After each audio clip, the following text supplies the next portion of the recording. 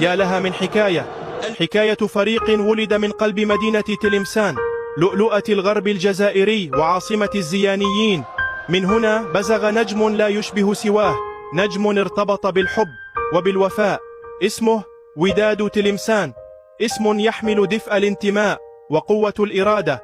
منذ فجر الاستقلال كان الوداد حاضرا، لكن البداية تعود لزمن أبعد بكثير، إلى سنة 1913 مع تأسيس النادي الإسلامي لمدينة تلمسان، ناد ولد من رحم الوطنية والدفاع عن الهوية الجزائرية تحت الاستعمار. وفي عام 1963 وبعد الاستقلال توحدت الجهود ليحمل الفريق اسما جديدا، وداد تلمسان.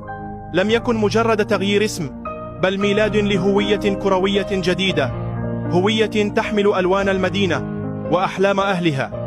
ثم جاء العام المجيد 1998 في جدة، رفع وداد تلمسان راية الجزائر عاليا.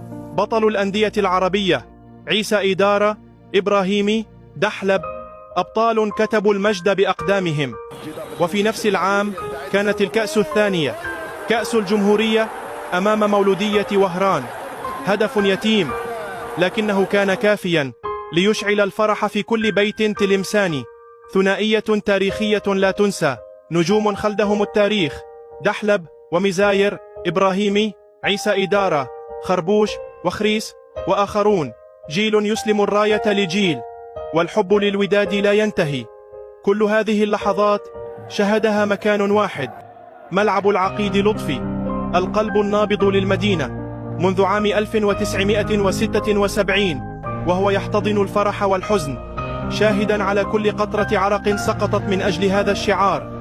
لكن الطريق لم يكن دائما مفروشا بالورود، مرت سنوات صعبة، نهائيات ضاعت، هبوط قاس وأزمات متتالية، لكن الروح لم تنكسر، لأن الوداد يملك شيئا لا يقدر بثمن، جمهور لا يعرف الاستسلام، جمهور عاشق وفي لا يغيب، يعشق الأزرق والأبيض في كل الظروف. أنتم جمهور الوداد، أنتم السند وأنتم الأمل. وداد تلمسان ليس مجرد فريق، إنه قصة وهوية وتاريخ.